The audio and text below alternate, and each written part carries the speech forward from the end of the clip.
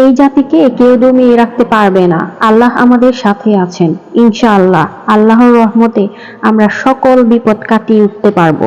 শত্রুতা করে পানি ছেড়ে দিছেন তো কি হয়েছে, দেখেন কিভাবে সম্মিলিতভাবে ব্যক্তিগতভাবে নৌকা নিয়ে মানুষ হাজির হয়ে গিয়েছে। স্পিড বোট লাগবে, কর্ণফুলী শিপিং বোট সাপ্লাই দিচ্ছে। ইঞ্জিনের জন্য তেল লাগবে, ফুয়েল স্টেশন মালিক তেল ফ্রি করে দিয়েছে। ত্রাণ কর্মীদের যাতায়াতের জন্য 21 এক্সপ্রেস ফ্রি করে দিয়েছে বাস। নৌকা নিয়ে যাওয়া সম্ভব না, প্রবাসীর হেলিকপ্টার ফ্রি হেলিকপ্টার সার্ভিস নিয়ে হাজির। মোবাইলে নেট নেই, মিনিট নেই, mobile operator free net minute সেবা চালু করে দিয়েছে। রেকর্ড পরিমাণ রেমিটেন্স এসেছে দেশে। টিএসসিতে একদিনে উঠেছে 14 লাখ প্লাস। আসুন্না দিচ্ছে 10 কোটিরও বেশি। হিন্দুরা টাকা দিচ্ছে আসুন্নাতে।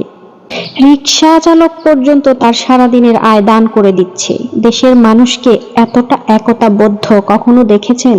এই জাতি আর ঘুমিয়ে নেই। এই জাতি এখন জাগ্রত জাতি। এই দেশের প্রত্যেকটা মানুষ এখন সৈনিক। আপনাদের এই যে এসব রট হ্যান ত্যান এসব দিয়ে কোনো কাজ হবে না। আমাদের একটা শক্তি যথেষ্ট, সেটা হচ্ছে আমাদের ইমানি শক্তি। এবং আমাদের এই ইমানি শক্তি দিয়েই আমরা সবকিছু পারবো ইনশাআল্লাহ।